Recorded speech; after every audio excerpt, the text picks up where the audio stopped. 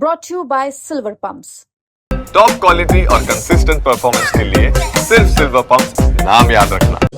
अभी 2 दिन पहले कांग्रेस वर्किंग कमेटी में हम लोगों ने प्रस्ताव पारित किए हैं 2।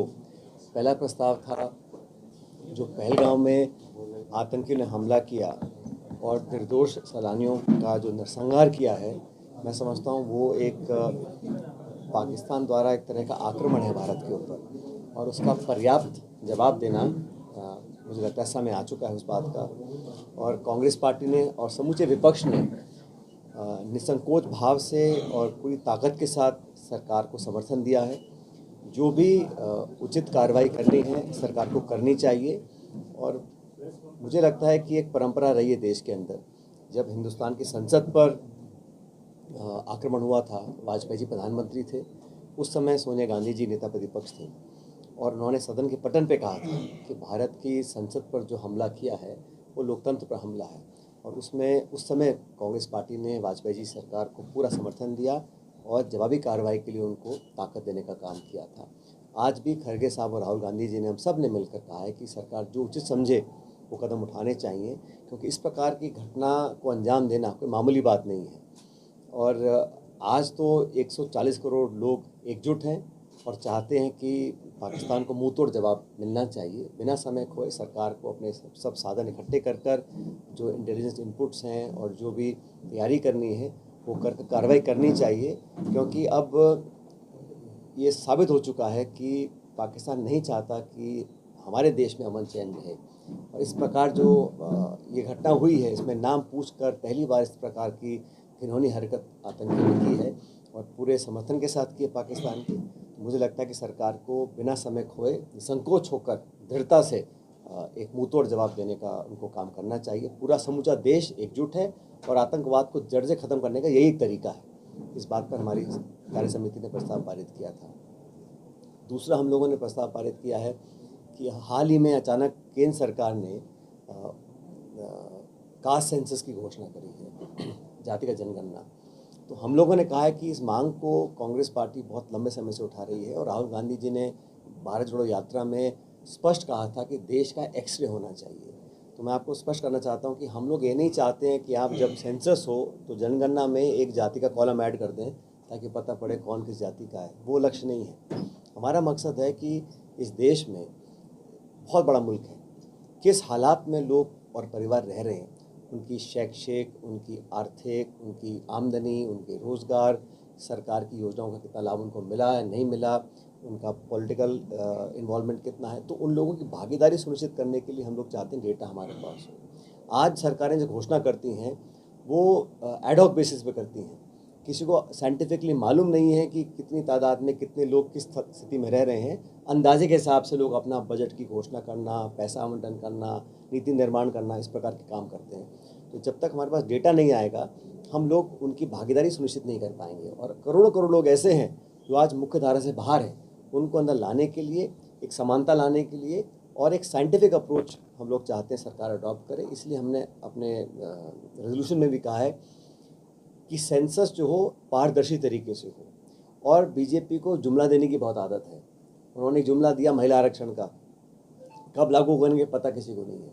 तो हम चाहते हैं कि समय सीमा बांध कर इस सेंसस को ये लोग तैयारी से लेकर आएँ और उसमें इन्वॉल्वमेंट रखें, डेटा साइंटिस्ट की, सोशल साइंटिस्ट की, NGOs की, विपक्ष की, पक्ष सब मिलकर एक टेक्नोलॉजी का प्रयोग कर जल्द से जल्द एक पुख्ता साइंटिफिक डेटा हमारे पास अवेलेबल हो, ताकि राज्य सरकार और केंद्र सरकारें मिलकर एक पॉलिसी ऐसी इम्प्लीमेंट करें ताकि जो वंचित रह गए हैं उन तक हम लोग पहुंच सकें। कई बार बजट ज़्यादा है, कहाँ कम करना है, कहाँ स्कीम्स चालू करनी है नहीं करनी है, ये सब एक साइंटिफिक तरीके से होगा। इसलिए हम लोग चाहते हैं कि सेंसस किया जाए। और आप सब जानते हो कि बीजेपी ने पिछले 11 साल में लगातार इस कास्ट सेंसस का विरोध किया। इनके मंत्री, इनके संतरी, इनके मुख्यमंत्री, सब लोगों ने कहा कि कांग्रेस की जो मांग है व्यवहारिक नहीं है और देश को बांटने का काम करते हैं। वो नारे याद होगा आपको, बटोगे तो कटोगे, एक हैं तो सेफ हैं, ये सब बातें भाजपा बोलती थी। और कांग्रेस पार्टी को, राहुल जी को बोलते थे कि अर्बन नक्सल हैं, ये जाति की बात करते हैं। हमारा उद्देश्य ये है कि देश का एक्सरे हो, जैसे राहुल जी चाहते हैं, पता पड़े कौन किस हालात में जी रहा है। और हर वर्ग को इस देश में भागीदारी का एक अधिकार है, संविधान ने दिया है। जिस संविधान की धज्जियां सरकार उड़ा रही है, जिस संविधान को कमज़ोर करने का काम कर रही है, संवैधानिक संस्थाओं को नीतिगत तरीके से कमज़ोर सरकार बीजेपी की कर रही है। हम लोग चाहते हैं कि सेंसस भी जो हो ये समय सीमा बांध कर होना चाहिए, पारदर्शी होना चाहिए और साइंटिफिक अप्रोच के साथ होना चाहिए और जल्द होना चाहिए। ये दो प्रस्ताव हमने CWC में पास किए थे 2 दिन पहले। सर एक्शन किस तरह का चाह रहे हैं पाकिस्तान से, क्या चाहते हैं? देखिए, ये निर्णय तो सरकार का है, लेकिन मैं चाहता हूँ कि जो भी एक्शन सरकार ले निर्णायक हो और दुनिया को लगना चाहिए। आप राहुल गांधी जी ने चिट्ठी लिखी है, खड़गे जी चिट्ठी लिखी है कि संसद का एक विशेष सत्र बुलाना चाहिए। हम चाहते हैं कि पूरे विश्व को पता पड़े कि भारत एकजुट है आतंकवाद के खिलाफ। पाकिस्तान जो आतंकियों का एक पन्हे देने का एक जगह बन गई है, स्टेट स्पॉन्सर्ड टेरर वो करते हैं, तो हम लोग चाहते हैं एक विशेष सत्र बुलाया जाए इस मुद्दे पर लेकर। आपको याद होगा 1994 में पार्लियामेंट में संसद के अंदर नरसिम्हा राव जी की सरकार थी, कांग्रेस सरकार थी। हम लोगों ने सर्वसम्मति से एक प्रस्ताव पारित किया था कि POK को वापस लिया जाए, 1994 में किया था। तो हम चाहते हैं कि इस प्रकार का सत्र बुलाया जाए ताकि जो पूरा विपक्ष है, ये लोकतंत्र की खूबी है। भारत पर अगर आक्रमण होता है और लोग आंख निकाल के देखते हैं तो उनको मुंह तोड़ जवाब देने के लिए पूरा भारत एक है। हमारे विरोध वैचारिक हो सकते हैं पॉलिटिकल, लेकिन इसके लिए हम सब एक हैं। और ये संदेश सत्र बुलाने के बाद जाता, तो हम चाहते हैं विशेष सत्र बुलाते, पूरा विश्व देखता कि भारत एकजुट है आतंकवाद के खिलाफ। संदेश हम देना चाहते थे, लेकिन क्या कार्रवाई करनी, कैसे करनी है, ये तो सरकार को ज़्यादा जानकारी है। लेकिन मैं इतना जानता हूँ कि एक एक नागरिक भारतवर्ष का इस बात के लिए आतुर है कि हम लोग जल्द से जल्द एक प्रभावी कार्रवाई करें ताकि आतंकवाद को दोबारा पनाह देने की हिम्मत पाकिस्तान ना कर सके। इसी को लेकर सवाल है सर कि 13 से 15 दिन हो गए उस घटना को लेकर, अभी तक आतंकी हाथ में नहीं आया, उनको पता भी नहीं चला है करने वाला। लगता नहीं बहुत बड़ा फेलियर है। देखिए, ये समय नहीं है कि हम कमियां निकालें, खामियां निकालें। निश्चित रूप से जब आतंकवादी सरहद पार करके आए हैं, हवाई जहाज़ बंद हैं, रेलवे बंद हैं, गाड़ी बस बंद हैं, तो कैसे तो आए हैं वो है। लेकिन आज वो समय नहीं है कि हम उस पर अपना ध्यान दें। हालांकि सरकार ने खुद ऑल पार्टी मीटिंग हमने कहा था बुलाइए, ऑल पार्टी मीटिंग बुलाई, तो दुर्भाग्यवश प्रधानमंत्री उस मीटिंग में नहीं आए और रक्षा मंत्री को मीटिंग चेयर करनी पड़ी। उस मीटिंग में मैं तो वहाँ नहीं था, लेकिन ये निकल कर आया कि सरकार ने माना है कि चूक हुई है, लेकिन चूक हुई किसकी हुई, कितनी हुई, कौन जिम्मेदार है, वो सब मामले भी आएंगे, आने भी चाहिए। लेकिन आज जो हमारा विषय है वो ये है कि हम एक ऐसा जवाब दें ताकि ये दुस्साहस जो किया है, आप कल्पना करो, निहत्थे सैलानियों पर, मतलब वो बेचारे अपने बच्चों के साथ गए हैं और ऐसा नहीं है कि वहाँ जो लेडीज़ को और बच्चों को उन्होंने मारा नहीं है, वो कोई दया दृष्टि से किया है। वो तो इसलिए उनके जीवन भर का उनको एक दुख और सदमा देने का काम किया, उनकी आंखों के सामने उनके घर वालों को मारा है ताकि वो जाके वो खौफ की जो कहानी है वो दुनिया को बता सकें। इसलिए किया है, वो उन्होंने कोई दया नहीं दिखाई है। तो इस प्रकार के जब ये इंसान क्या है तो हैवान टाइप लोग हैं, इनको अगर पाकिस्तान पनाह दे रहा है तो कोई कारण नहीं है कि हम लोग अपने हाथ बांध कर अभी वेट करते रहें। मुझे लगता है कि सरकार कार्रवाई करनी भी चाहिए, लेकिन हम सब सरकार के साथ हैं। ये संदेश देना बहुत ज़रूरी है और देश को सुनना भी चाहिए। सर, इसको लेकर अजय राय जी कांग्रेस के जो आपके नेता हैं, विजय सदस्य, इन्होंने कल रफाल फाइटर को लेके एक नींबू मिर्ची कब हटाओगे तो केंद्र सरकार पर निशाना भी कसा है, तो उसको लेके आप कैसे? मैंने आपको बताया है जो कांग्रेस वर्किंग कमेटी का जो प्रस्ताव है वो पार्टी का ऑफिशियल प्रस्ताव है और वही सब कार्यकर्ता कांग्रेस पार्टी के नेता उसको मानते हैं। सर, सेना को जो छूट दी गई है उससे क्या इफेक्ट पड़ेगा? उन्होंने कहा जगह आप तय करें, डिसाइड सेना करें। देखिए, भारत की जो सेना है उसके शौर्य पराक्रम का कोई सानी नहीं है और भारतीय हमारे जो सैनिक हैं सरहद पे खड़े होके वो हर मुकाबले का वो सामना कर सकते हैं। और मैं समझता हूँ कि हमारे दोनों तरफ, एक चीन है, पाकिस्तान है, हमारी सेना का मैं समझता हूँ कोई दूसरा उदाहरण नहीं है दुनिया में।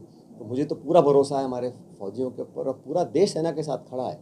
देखिए, सेना या रक्षा बल कोई विचारधारा दल नेता के साथ नहीं है, वो भारत की मिट्टी के साथ हैं और पूरे भारतीय आज एक हैं और एकजुटता दिखानी चाहिए। सर, राहुल गांधी जी ने कभी कहा है, कल एक बयान आया था उनका कि जहाँ हम नहीं थे वहाँ गलती हो गई, अब गलती सुधार करेंगे, ऐसा कुछ। देखिए, मैंने वो पूरा देखा है। राहुल जी ने जो बात बोली है, कांग्रेस पार्टी का इतिहास बहुत पुराना है और देश की आज़ादी के लिए जो हमारे नेताओं ने किया है वो सिर्फ पार्टी के लिए नहीं किया, देश के लिए किया था। और ये तो राहुल जी का बड़प्पन है जो वो कहते हैं, जब वो इमरजेंसी लगी थी देश में, वो 4-5 साल की उम्र थी, लेकिन उन्होंने कहा कि मैं क्योंकि इंदिरा जी का पोता हूँ, इस नाते उन्होंने एक नैतिक जिम्मेदारी अपनी ली है और कहा है कि मैं उसको फेस करने को तैयार हूँ। लेकिन जो उन्होंने अभी एक रास्ता चुना है, आप सब जानते हैं कांग्रेस पार्टी में अभी पूरे देश भर के कांग्रेस जिलाध्यक्षों को उन्होंने दिल्ली बुलाया था, खड़गे जी ने, राहुल जी ने, हमने चर्चाएं करी हैं और हम लोग अब पूरे देश में जिलाध्यक्षों को और ताकत देना चाहते हैं, उनकी कार्यशैली को और तीव्र बनाना चाहते हैं, संगठन को मजबूत हम कर रहे हैं। हमने अभियान चलाया है। संविधान में जो लोग 300 पार 400 पार की बात करते थे वो आज 240 पे अटक गए हैं और ये लोग कम लोग इस बात को जानते हैं कि ये 2 बैसाखियाँ जो हैं नीतीश कुमार जी की और चंद्रबाबू नायडू जी की, जिस दिन इनमें से एक खिसक गई तो कुछ भी हो सकता है। लेकिन कांग्रेस पार्टी क्योंकि प्रमुख विपक्षी दल है और राहुल गांधी नेता प्रतिपक्ष हैं, हमारी जिम्मेदारी बनती है कि हम अपने संगठन को और मजबूत करें। उस दिशा में लगातार काम चल रहा है। मैं छत्तीसगढ़ का प्रभारी हूँ, राजस्थान में हम लगातार मीटिंग कर रहे हैं, खड़गे जी जयपुर आए थे। तो संगठन को मजबूत करना और देश को बताना कि जिस संविधान को बनाने में हमारे देश के नेताओं का योगदान रहा, अम्बेडकर साहब ने संविधान बनाया, सबको बराबरी का हक दिया था। आज जो नफरत का, खौफ का माहौल बना हुआ है, पत्रकारिता की जो स्वतंत्रता होती है उसमें भारत का रैंक 151 है दुनिया में, फ्रीडम ऑफ जर्नलिज्म में।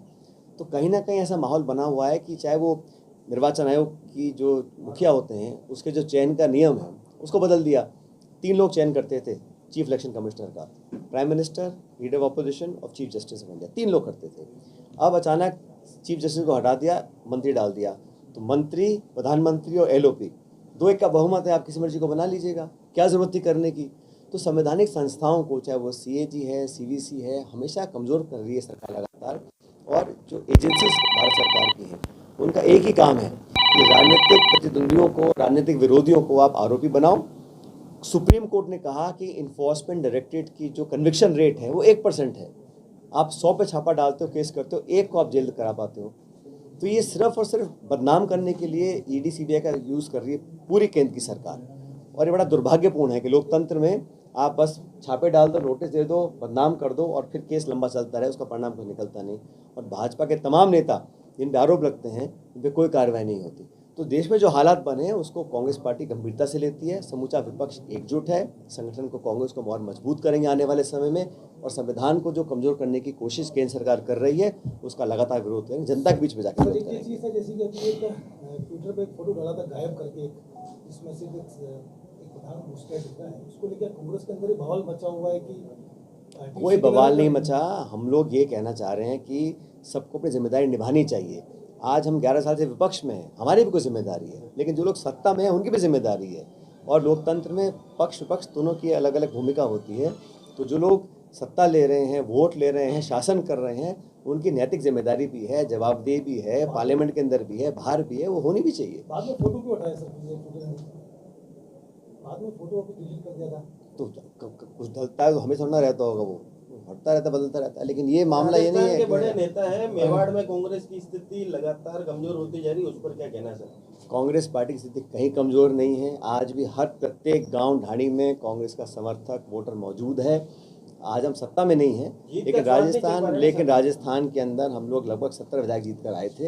हमारा अच्छा परफॉर्मेंस रहा। सरकार नहीं बना पाए, अलग बात है, यहाँ पे हर 5 साल में सरकार बदलती है, लेकिन संगठन हमारा मजबूत है और मजबूती के लिए हम काम कर रहे हैं। हमारे जो प्रदेश के नेता हैं सब एकजुटता से काम कर रहे हैं। प्रशिक्षण हो रहा है, ट्रेनिंग हो रही है, आउटरीच प्रोग्राम हो रहा है, मंडल, ब्लॉक, बूथ तक हम कमेटियां बना रहे हैं, नेता दौरा कर रहे हैं, हम सब घूम रहे हैं। और उदयपुर संभाग और वागड़ में विशेष ध्यान कांग्रेस पार्टी का आने वाले समय रहेगा। मैंने खबर देखी है वो। अगर ये जांच हो रही है, अगर ये सही पाया गया तो बहुत दुर्भाग्यपूर्ण है। लेकिन जो हुआ वो ठीक नहीं हुआ। इस प्रकार की घटना शायद राजस्थान में पहली बार हुई है। और हम सबको सोचना पड़ेगा कि किस प्रकार की राजनीति हम प्रदेश में चाहते हैं, और लोगों को सोचना पड़ेगा कि किस प्रकार के नेताओं को हम चुनकर भेजते हैं। लोकसभा चुनाव में सर पार्टी को कांग्रेस ने समर्थन दिया था, ये तो हमारा अलायंस है भाई, लेकिन प्रत्येक नेता, कार्यकर्ता, विधायक, सांसद क्या करता है, किसी जिम्मेदारी अलायंस की तो नहीं है। ये तो उन लोगों की है जो लोग पार्टी को चलाते हैं। अब जांच होगी, जो निकल कर आएगा सामने आएगा। लेकिन अब तक जो मैंने देखा है, जो मैंने मीडिया के माध्यम से मुझे पता पड़ा है, जो घटनाक्रम हुआ बड़ा दुर्भाग्यपूर्ण। सर, कांग्रेस के नेता का भी नाम आ रहा है सर, कांग्रेस के नेता का भी नाम आ रहा है। जो एमएलए उनका कनेक्शन नहीं। मैंने ऐसी कोई खबर नहीं देखी अभी तक। सर इस Thank कार्रवाई you. के बाद ये लगेगा क्या कि राजस्थान सरकार जो है भ्रष्टाचार पे जीरो टॉलरेंस की नीति करेगी, क्योंकि एमएलए तक को पकड़ लिया। नहीं तो भाजपा सरकार 1.5 साल से यहाँ राजस्थान में राज कर रही है। जो फर्जीवाड़ा हुआ है नौकरियों में, पेपर लीक में, कितनों को अब तक सरकार पकड़ पाई है? छोटे मोटे लोगों को आपने पकड़ के छोड़ दिया है, लेकिन प्रभावी कार्रवाई जो होनी चाहिए ये सरकार नहीं कर पा रही है। मैं बार बार कहता हूँ कि सरकार को अफसरशाही इसमें ज़्यादा हावी है, और जो उन्होंने वादे किए थे करप्शन के, आरपीएससी के, भर्तियों को दोबारा करने के, में से एक में नहीं कर पा रहे, तो कोई ना कोई दबाव सरकार पर भी होगा, इसलिए कार्रवाई नहीं कर पा रहे हैं। ये तो कौन रोक रहा था? बेनीवाल जी कहना है कि क्षेत्रीय दलों को खत्म करने का प्रयास कर रही है। अब बीजेपी जो करती है आप सब जानते हो।